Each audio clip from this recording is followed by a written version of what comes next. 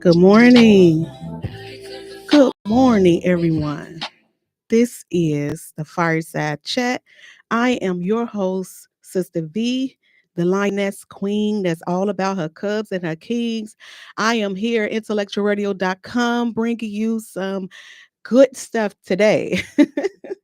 Good and necessary. Um, it's been a wonderful, wonderful journey. I've looked back since January from doing my first show, and I'm like, oh my God, I'm on like 20 episodes already. And I am just elated, because I know that the best is yet to come. And yeah, I am just happy to be here this morning and share with you guys uh the wounded father. I know that this is Father's Day month. This is Men's Month in a lot of places. And I decided it was my endeavor to dedicate this month to men if it was possible. So whenever if I can't get a guest that wants to talk about the topic I want to talk about, then I tend to have God bring things to me to discuss alone. So here we are. Um, Shout out to the shop boys that came last week and graced me with their presence and talked about the journey to manhood from boys to men. And they shared their insight on what that looked like to them through their life experiences. And I was so like having a good time with them. They are they are hilarious. They were joking, but they were serious. So I'm so grateful um, for what they brought to the content. Woo. Okay, so many of us, we grew up in communities, and because we know that 80% of the homes lack fathers, especially in our community, we know this, and we often hear different versions of why that could be. We hear different reasons why dad is not there, and most of the reasons is, they'll say like, he left mom, him and mom broke up, and therefore, dad moved on, and that was the end of dad in some cases. But there's layers to this. And even though I don't claim to be some great psychologist or counselor, none of that, I'm not here to try to counsel anyone. I am a daughter, and because I am a daughter, I am concerned with. I'm a daughter, I'm a mother, I'm a sister, and I have been affected by a wounded father. So I got a clear picture of what that looks like to me. And today I'm going to walk through my journey later on in this broadcast. I'm going to walk through it to see how my experience with a wounded father is similar to some of the wounds that we see in our fathers that we know are men. Um, so I'm just going to start with a scripture that came to me. Scripture came to me, Proverbs 18:14, and it said, "The spirit of a man will sustain his infirmity, but a wounded, broken spirit, who can bear it?"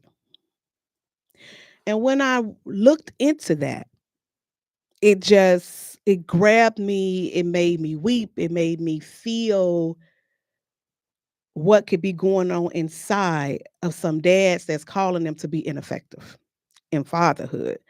And many of them are wounds. Um, there are wounds that they don't know how to interpret, and they have not identified them as wounds. They don't know that that's what it is. So I'm noticing that a lot of content is circling around like family functions and wounds and, like therapeutic stuff. And that I don't know why that is. It could be because of my position with families.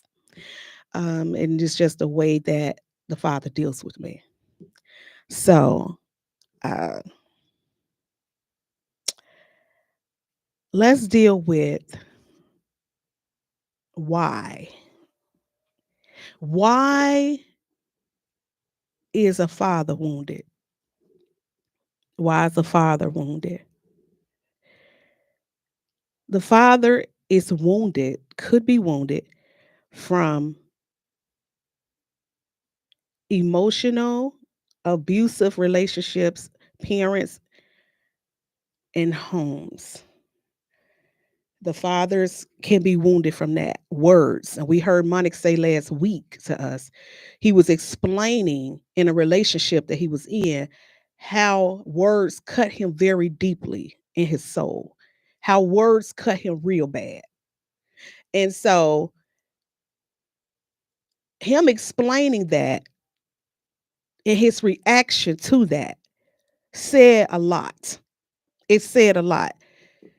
However, we don't interpret that as a wound. We see the behavior behind a wound and we wonder what is going on.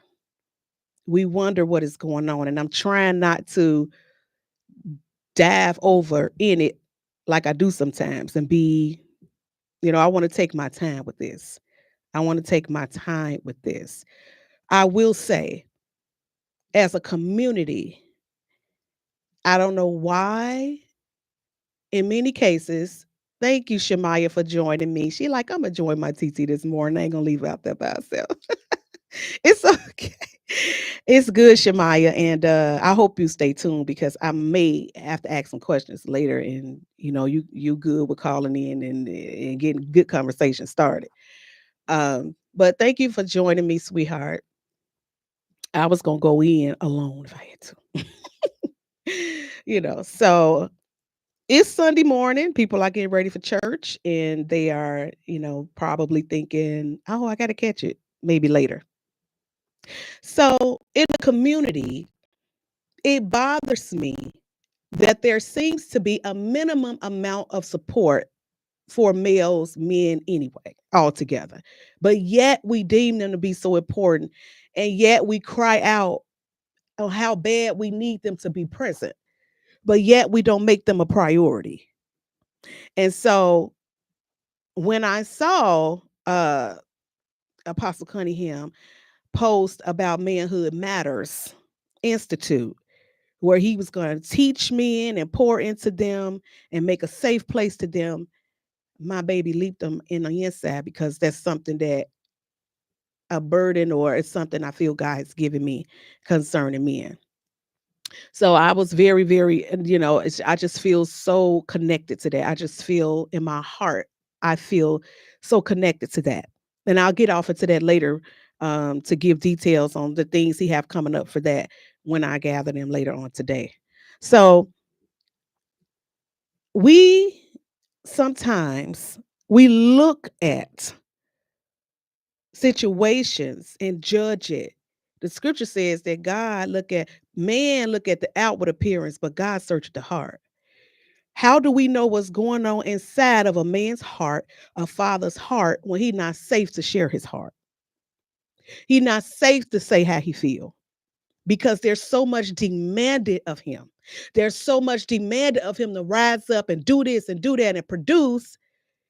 He don't got time to be in touch with his feelings most of the time. And I know when most people say, "No, you're making excuses for these men." No, no, that's not it. I'm not making excuses for them, but always a problem. Where there's a problem, there's a solution. There's something lying beneath sometime, and we just see the manifestation of what's going on the inside, on the outside. So we look at the wounded father who wounds his children one way or another. Some type of way, that wounded father will wound his children in different ways. And we just keep complaining. We keep complaining. But I wanted to discuss that today, number one, because I want men to know that somebody is listening and somebody cares. Somebody understands them, somebody is in attunement with the inside battle that's going on down in their heart and their soul and in their mind that many times they cannot articulate it. So I am delighted when I tell you, I am delighted. I'm delighted to be an instrument, to have a reach in me for brothers and for young men. I am delighted about that. I'm happy about that. Why? Because they don't get that too much. It's always a gender war. It's always, my brothers told me that last week. They was like, we don't really connect in conversation with women like that. We could talk about certain things, but they're not, if a person is not safe, they'll test the waters. And if you can't handle A, why should I give you the rest of the alphabets? You can't handle A because they don't think like we do. They don't process stuff like we do. And in some instances, we want to relate to them only one-sided. I want you to feel me. I want you to understand me. I want you to hear me. But sometimes we don't really give them that same space to do the same thing. We don't give them that back. We don't reciprocate that. So the scripture says that a man can bear his infirmity. He can sustain. I can. That's something because that means in his body he could be sick. He can endure probably get beat up and healing from wounds. He can endure anything physically could be physically wrong with him. But then it says, but a wounded spirit, who can bear that? Who can bear that? Who can bear my broken spirit? Who can bear my wounded spirit? Who can bear that? This pain that I feel inside of me as a father and as a man. Who can bear it? Can I bear it? No, he can't. He can't bear it. The only thing gonna help brothers, the only thing gonna help y'all bear it is the Father. God is the only one, along with a good brotherhood that really cares about you, that can help you. That's the only thing gonna help you bear this soreness, your shortcomings, things that's undone, your underdevelopment. Jackie, I love you. I love you, Jackie. Thank you for joining me, sweetheart. Please be praying for me throughout this broadcast because I do want to mention the role that her husband played in the life of my nephew. Oh my God. I wish I could do an interview with them too because it's very powerful. It's very powerful how he had a need that his biological father could not meet. But he submitted himself to another man that knew the way, and he taught him a lot and kept him from a lot of danger. So that's just in the minute I saw Jackie, that just her husband and the role and the impact he made on my nephew's life immediately came to me. But back to the subject, the wounded father. I'm going to take a journey through. I dealt with a wounded father, and I'm going to journey through that experience with my dad. I'm going to journey through that because I feel like it's very important. Good morning, friend. Good morning, Corey. What up, diva? So the man is wounded. Let me tell you what came to me. What came to me was a traumatized boy, a wounded father, most of the time, is a traumatized boy who became a father before he became a man. Let's park right there. A traumatized boy. Now, this came to me, I want to believe from the father. He helped me to see this ain't the end all be all. I'm sure there's many other analogies that could be said, but this is what was given to me.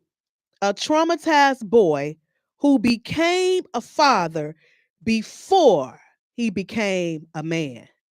Now, if we look in our community of people and we look at the baby daddy epidemic and the baby mama, most of the time they are really boys. They not grown men. They are underdeveloped. So now here come the first wound to the man. Because even though he looking at how cute that baby is, even though he looking at that baby looking just like him, there's a shame on him because now that's the first thing is shame. And I'm just gonna flow because I feel this thing so heavy. The first thing that come up on him is shame because right away he knows I don't have what it takes to this for this journey. I have not even developed into what I need to be. What am I doing, ladies? I'm helping us to get a heart of compassion because they didn't make the baby by themselves. And me and my mother, we done had some real good conversations. Okay? Because when my dear sister, rest her soul, when she passed away in August of 2020, and I was taking care of a lot of business, and I came across her birth certificate. My God. When I came across her birth certificate, my baby sister that passed on, she was 40 years old, right? And through life, I never thought about how old my mama was when she gave birth to her children, but she had five.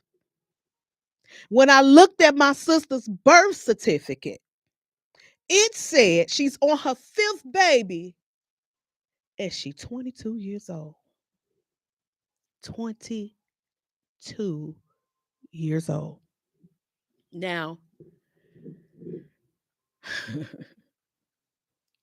what do a 22-year-old woman and 22-year-old man, 22, because they was around the same age, what are they gonna do with five kids? They made them, but he didn't have it in him to be a father. Good morning, Faith. Thank you for joining, sweetheart. Appreciate you. My dad did not have what it took to be a father. He was wounded. So the first wound that a father bears, because I'm gonna rehearse this again. I'm gonna say it again. The father let me see. The father let me see that a wounded father many times is a traumatized boy who became a father before he became a man. My mom on her fifth baby at 22 years old, huh? My daddy. They had four together. Four kids plus one, five at 22 years old. And do you not know the expectation was going to be for him to function like a full grown man? Our children come into this world to people who don't really know what to do with them. Not for real. We know how to make them. That's for sure. But the scripture says a wounded, broken spirit. Who can bear that? He don't even know how to bear the fact that I done made a kids sometimes with an S, and I don't even know who I am. I'm ashamed that I got this responsibility too soon. Can he have a safe place to say that? Can he tell the mama that I'm not ready for this? I've heard young men say it over and over. I'm not ready. I'm not ready. You should be a man. You a real man. What he ain't never been a man. What are you talking about? What are we talking about? This is why I've had conversation with people who have a problem with the man that they mama chose to lay down with. Me and my mama had a conversation. And I can say this because me and her talk all the time. We cooler than a fan. My mama, she ain't gonna be thinking, oh, she telling my mama not like that at all. My mama like that's the truth, daughter. Tell it like it is. That's where my mama stance is. She encouraged me every week. She was like, I get something from you every time you talk. Keep going. The 22-year-old parents of 4 children, five, What was he supposed to do with that? He ain't even a man. And he definitely was a traumatized boy. He definitely was. Abusive home. He was traumatized. His home was abusive. Sometimes we like, where they at? What a men at? They're, you know what? They somewhere licking their wounds. They somewhere trying to figure out, now that I know what's expected of me, how do I get there? If I didn't have a father, and like I said before, dysfunction is passed down. So he knows I ain't got nobody to show me the way. I ain't got nobody to show me what fatherhood is. I don't got nobody to show me who manhood is. I don't got nobody to show me what a husband look like. I never seen one. Not a decent one, probably anyway. But I was like, oh God. So let me just say this. You can't have a conversation with God. When you do, you can't have a conversation with him and don't expect for him to talk back. But many times we don't know what he's gonna say back. My mama prayed this prayer. She say, I ask God to prepare my heart for what he got to say. Because sometimes there's things in his heart and he want to put them in our hearts and he want to let us know where I'm at. And so the scriptures say, man look on the outward appearance, but God look at the heart. So the outward appearance say he a no good for none, two-time backstabbing, no good, deadbeat, whatever. That's what the outward appearance say. The outward appearance say that he ain't no good. He don't do this for his kid. He this. Oh, he's that. And the Lord looking at the heart saying, he's a boy, a wounded boy trapped inside of a man's body. And I can function in certain ways, but I have not even tasted the process of maturation. I haven't had the time to repair my brokenness as a young man. I haven't had the safe space. And I don't want to start crying and cry out my lashes. I ain't dating on right nowhere, y'all. But he haven't even had the safe space to develop into anything. Because once that kid get here, once they get here, game over. Wherever you are, doesn't matter. That baby is going to demand what it demands. Life is going to demand what it demands out of you, whether you ready or not. Moms too. But I think about in the moment we look at him, and he's fine. He's fine, fine. Look at him. He got swag. He got swag. We be knowing. We go in with our eyes wide shut. And we be knowing. He ain't got no money. He came from a broken home. He don't work a job. The corner is his job. He worked the street corner. He goes to jail.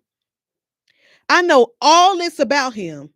And yet I will allow him to plant a seed in me. And then once he put that seed in me, I got him. He ain't never going away.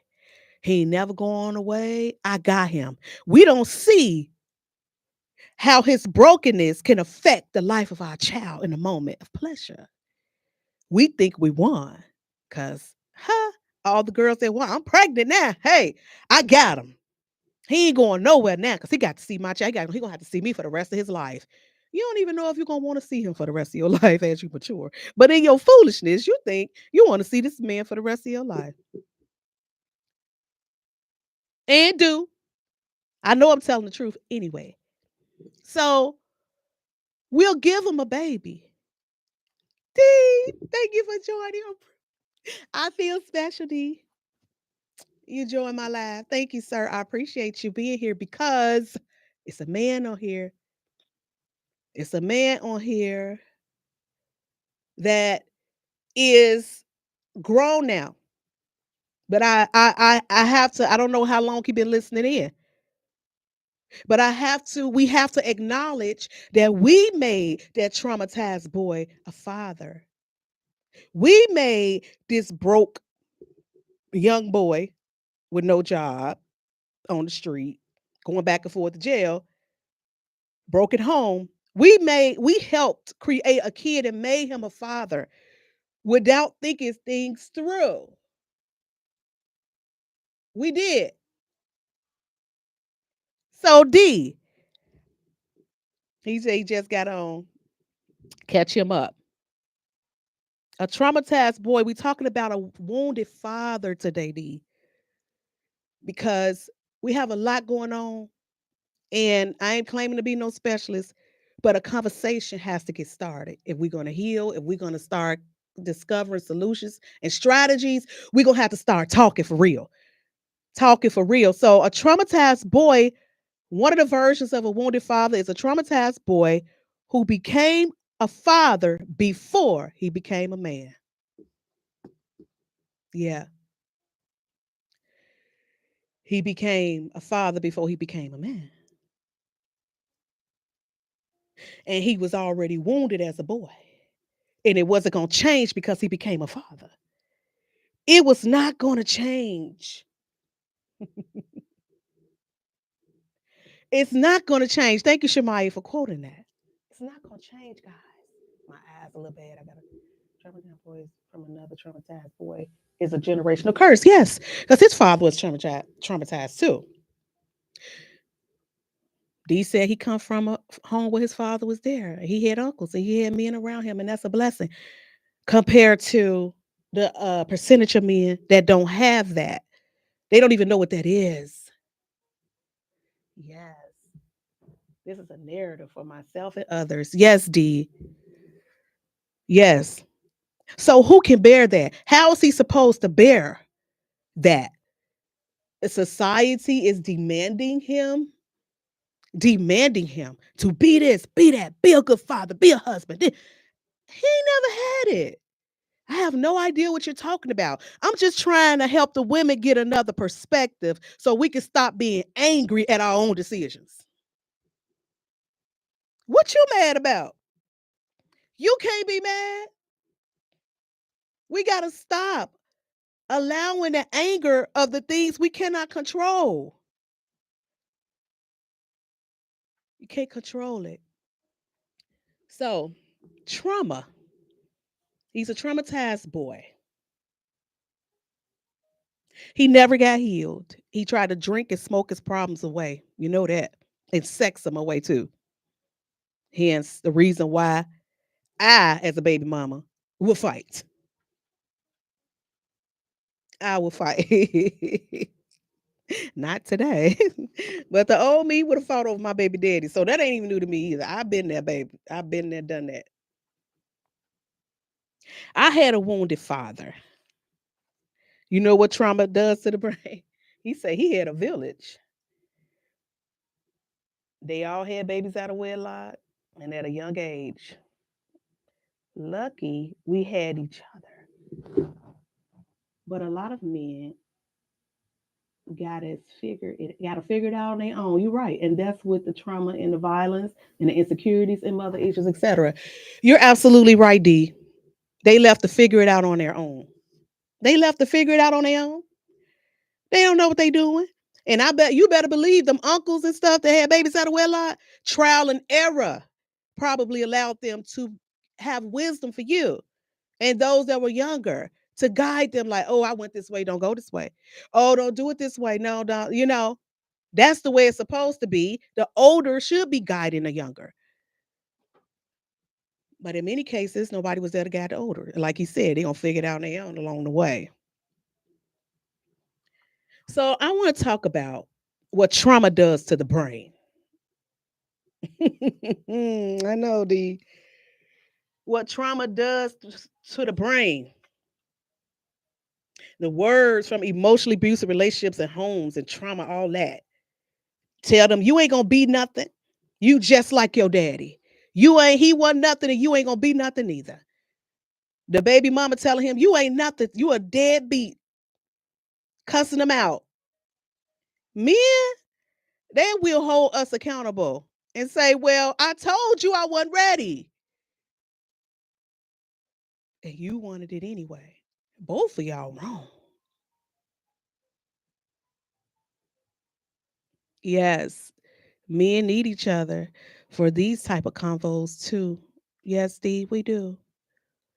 But then where's the safe place for me to be vulnerable enough to to talk about what's ailing me without being judged. We don't find that very often in our community for them to do that. They get told all that. In many cases, like I'm saying, they don't have access to resources to help them meet the demands of life as a man. They don't have it. They just don't have it. They just don't have it. So, check this out. The neuropsychologists discovered that children who have been exposed to traumatic environmental environments also have reduced thickness in the area of the brain responsible for emotional processing of social information. Neuropsychologists discovered that children who have been exposed to traumatic environments also have reduced thickness in the area of the brain responsible for emotional processing and social information, suggesting this area is less developed in these children compared with with kids with no abuse. Thank you, D. I'm trying. I'm learning for y'all from y'all with no abuse. There's an over response. They are over responsive to emotional stimuli. So because the man brain is not developed, and he was traumatized as a boy, his brain that's been changed from the trauma won't allow him to process information like he need to socially and emotionally. So we get a emotional over response to the emotional stimuli. So when you get him started, ladies, when you start touching stuff like yo mama this, yo daddy this and that, when you start hitting them spots, you don't need to even touch them spots if you don't have the wisdom and the healing to speak to it and bring some and add some value to his life. You don't need to even say a word because that trauma in him is going to cause a over responsive. It's gonna call over. He's gonna be overly responding to the stimuli because you done stimulated something in me that I ain't never dealt with. I don't know how to deal with it. Now, what he gonna do to defend himself? He probably gonna want to fight. You are firing off. You know that 50 caliber that Monix was talking about. D. I'm the good version of it. How in the world? How? You expect for this? We talking about a wounded father. He was a boy. He was wounded growing up. He trapped in a man's body. So then what he gonna do? He gonna transfer that wound over to his children. Now we got boys being wounded again. And like Shemai said, it's just a generational curse. It's generational, just going passed on, passed on, and passed on.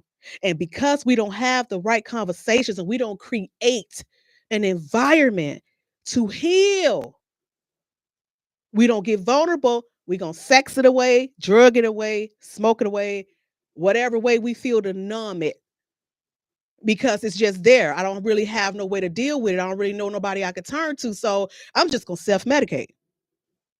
Then here we go. We got mental illness now. They back and forth to jail. Something wrong. You go to jail for 5 years, get out 6 months, and you right back in there. Something in their brain. It's telling them, this is it for me. This is all life have to offer. Because it's drilled in me, go out there and get it. You got to take care of your kids at any cost. You got to provide at any cost. They go out there. Mm, they put their life on the line, trying to prove a point. And the minute they slip, the minute they have a downfall, the minute something go wrong, they are stamped on their head. You a deadbeat, no good for nothing, 2-time, whatever. But God don't see that. God don't see the no good for nothing, 2-time backstep. No, he don't. He see that little boy that's crying on the inside for a father he never had. He see The wounds of the man saying, I want to give this to my kids, and I don't know how to give this to my kids. I want to love them. I don't know how to love them right. I want to do this. I want to provide, but I'm trapped. I see how much they love me, and I don't deserve this pure love. They feel undeserving of this love that's coming from these innocent babies. They wondering, how can I ever measure up? How can I ever be a whole man to my babies?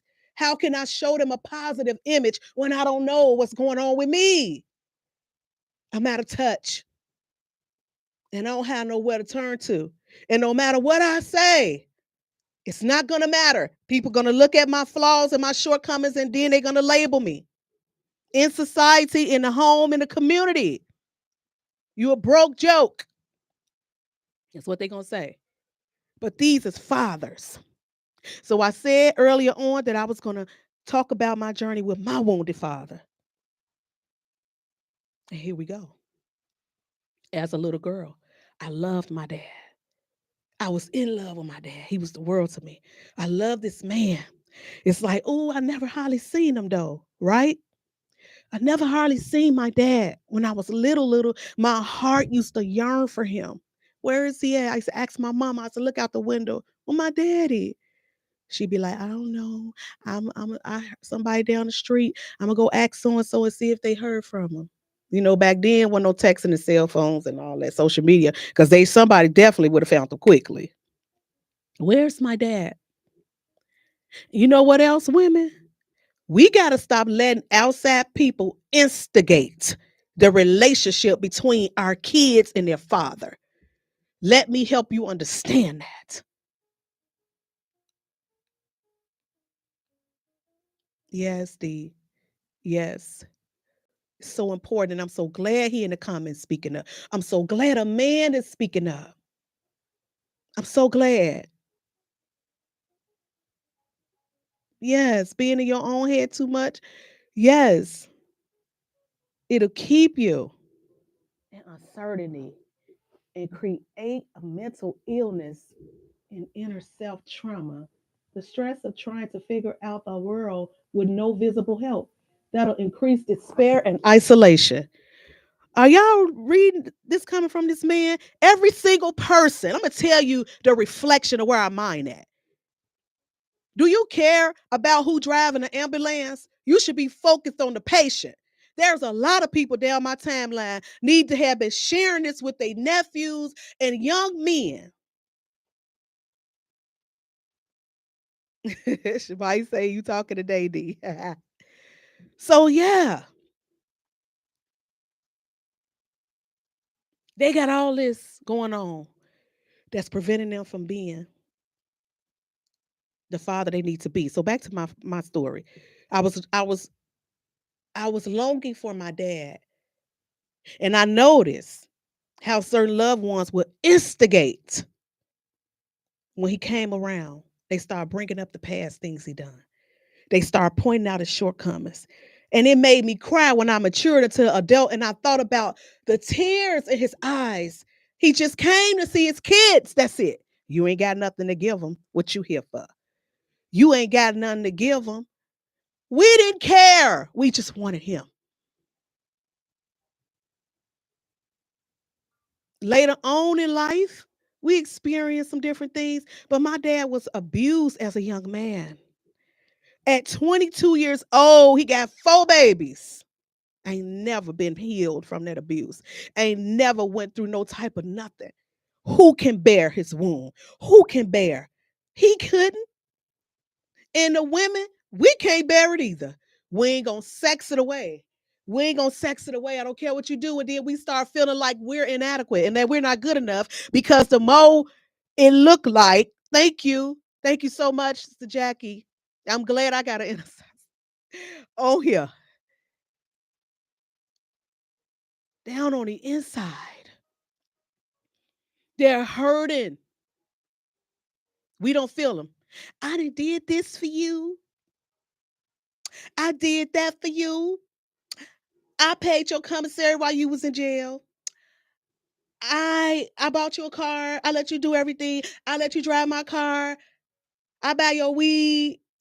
I done bailed you out of jail. I bought your shoes. You came home. I had you all together. And all I'm asking you to do, you asking me to do something, it ain't in me to do it. But you keep thinking you're going to earn it. No, you can't bear it, what he's dealing with. He can't bear it. What make you think you can? Your gifts ain't. I'm trying to tell you, I had to walk this out. I had a traumatized father and dealt with my children father being traumatized from childhood. I know what I'm talking about. But as a young woman, I didn't have the wisdom. I didn't know what to say. Once I discovered what the problem was, he had wounds that ran deep that he has never dealt with, and it started affecting his relationship directly first with his daughter. And it doesn't matter. We'll talk about all that. We too busy trying to fight each other, trying to be better than each other, trying to worry about. We be worried about the wrong things. We be worried about the wrong thing. Who cares? Who cares?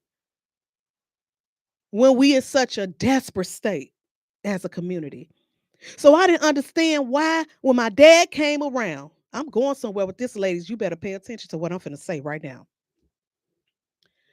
So here we are. I'm finna see because I don't think y'all hold on. If y'all on here, share this live. Share it. I hope I don't have to go back because some people I forgot to make it public, and I guess some people can't get in. I don't know.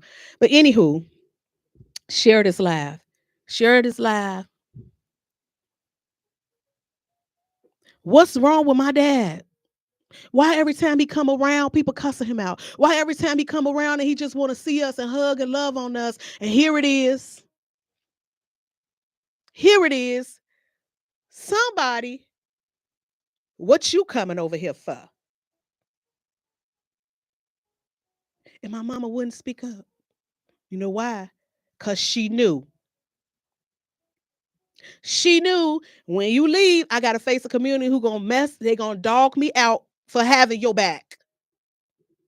How you a wife and you can't even have a man back? You a baby mama, you'll never graduate to a wife if you don't learn how to protect your territory from outside people who ain't got nothing to do with your life.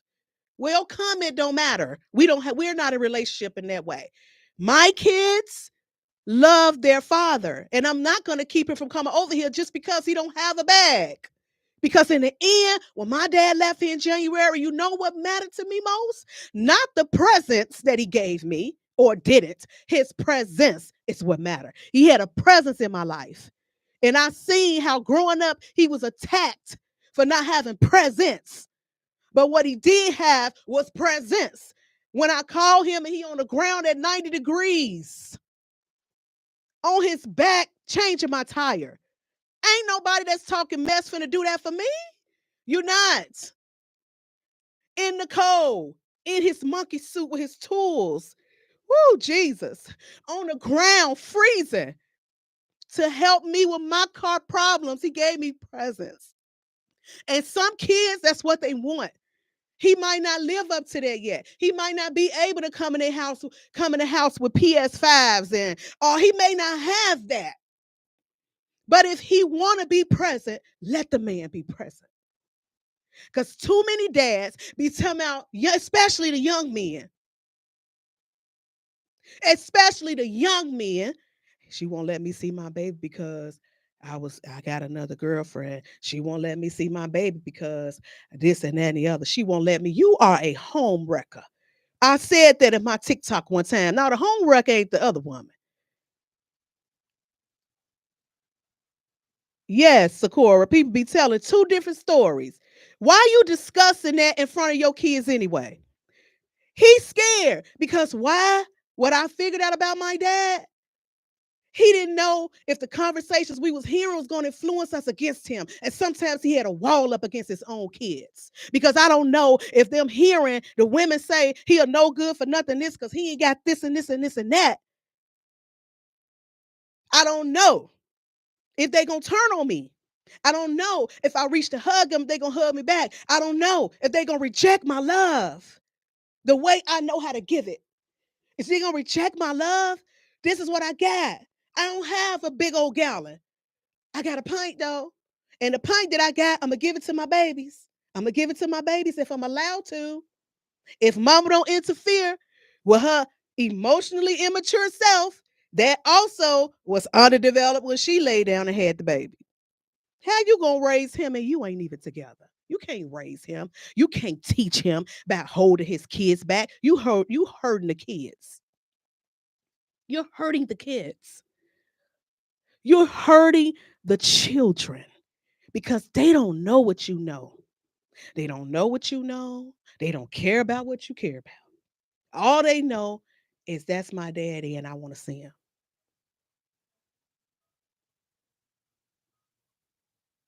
The homework is in the homes. Yes, they are. They right there. Because home to a child is mom and daddy. It ain't necessarily them being together under one roof. They feel at home when they with daddy. They feel at home when they with you. The only way they don't feel at home when they with dad, the only way they don't feel at home when they with dad is because you made them feel some type of way towards him. So what happened? My dad continued to come see us, and there would be times he would be gone a long time. We didn't know why. But you know what you do, parents? Let me tell you what you do, mothers.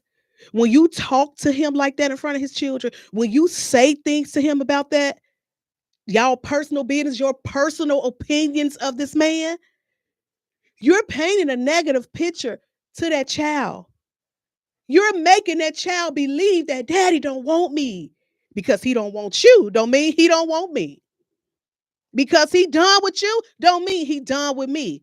But you know how to play your cards to manipulate because you're the influence in that child's life. And then we play pity and we manipulate them and say, he hurt me. I just act like that because he hurt me. And I had all of y'all and he left and he went with this other woman. And now they over there with their kids and he just act like he don't have none over here. That ain't what he doing. You won't let him go over there because you got a problem with the fact that he done moved on to create another family. Because that's exactly what happened to my dad. And I give my stepmother my bonus mom. It's the bomb.com. And Maria is in these comments. She can attest to that. And many other, my friend, my best friend, she know too. Yes, he's going where he's welcome. So throughout my life, all I heard was my dad is a no good for none 2 times. I'm talking about a wounded father. My daddy was wounded. He was wounded through life. He was wounded as a young man. He was wounded. He was wounded. Shamaya say, child, get these kids. He was wounded. He would show up and get grilled by the community. So out of the blue, my dad pop up, tell us he got married. We know we hear the chatter. He got 4 kids over here. He went over there and married a woman that can't have no kids. And they think they finna have my kids over there playing house. But it ain't happening. Can I tell you something, y'all? Let me tell you something. Let me tell you something. And I know I'm keeping up with the time. I'm trying to get done. Let me tell you something. He went and got married to my bonus mom, Inez. He went and got married to her. And she couldn't have kids, but instead of her challenging him, trying to make him choose between her and us, instead of her trying to make us choose, she sided with him and said, these our kids. These are our kids. She said, these are our kids. Holidays. Now, mind you, check this out. At home where my mama was at home where my mama was at, some of the guys she dated didn't have that mindset that my daddy had, that my dad's wife had. They cause all type of ruckus.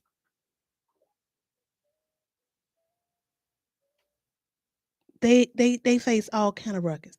Them men in my mama life wasn't measuring up to Inez. So she took us. She was so selfless. She didn't have to do nothing. She would work and buy stuff. She was the one took us to get our ears pierced. She knew how to do hair, so she would do our jerry curls. She kept us looking nice.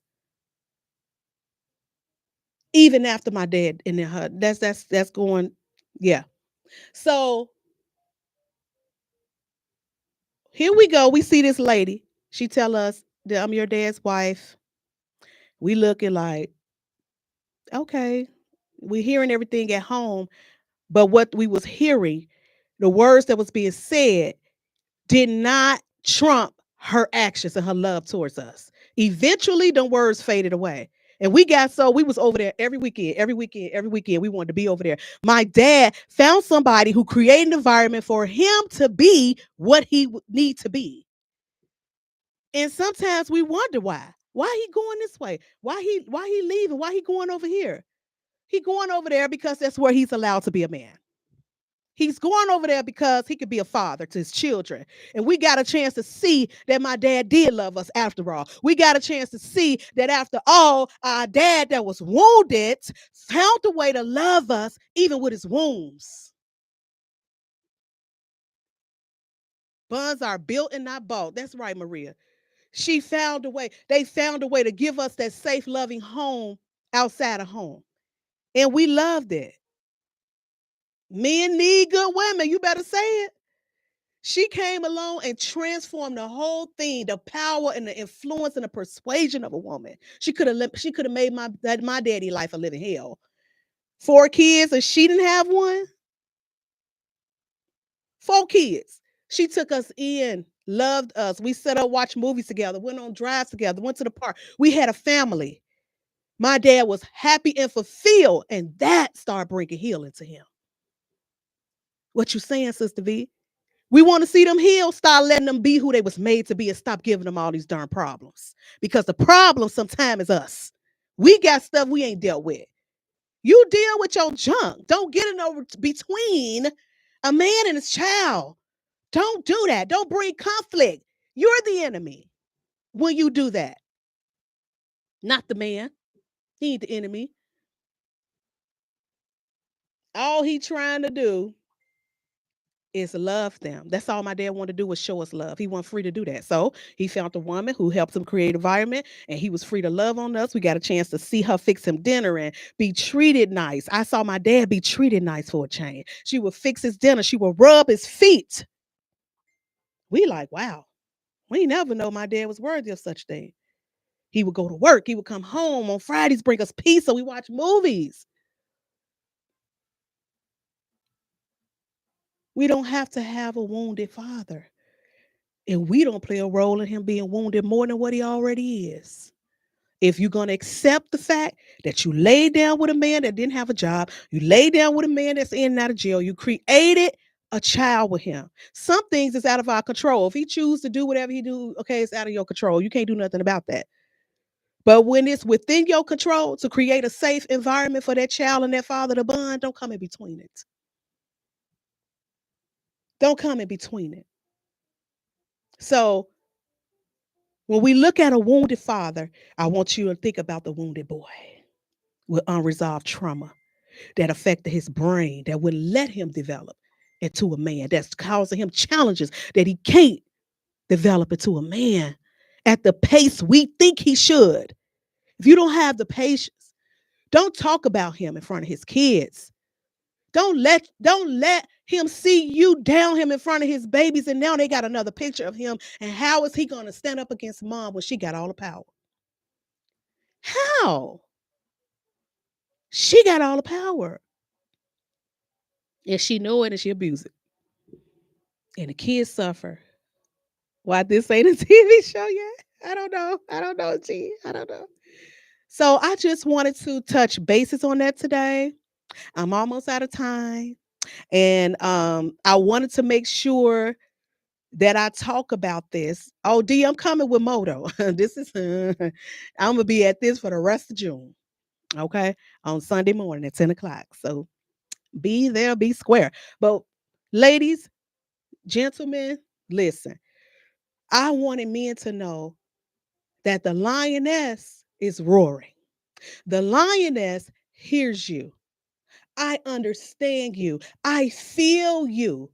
And I'm in support of family.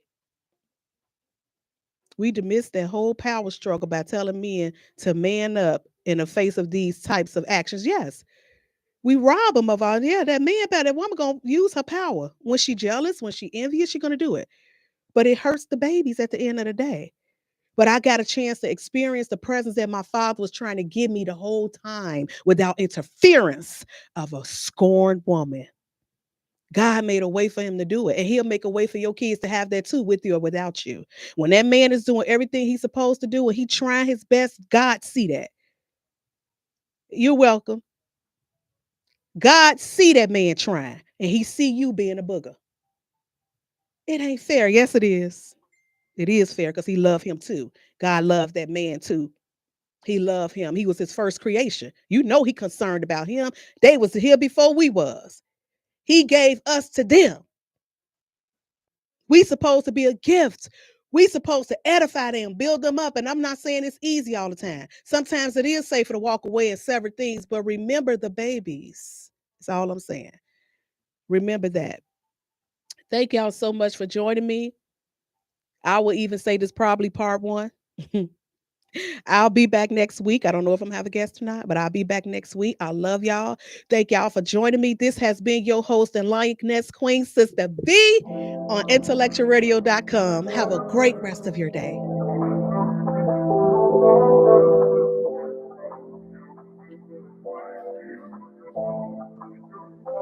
Welcome to a wonderland affair. Welcome to a place I wanna stay. You know me inside and out. Yeah, it's time.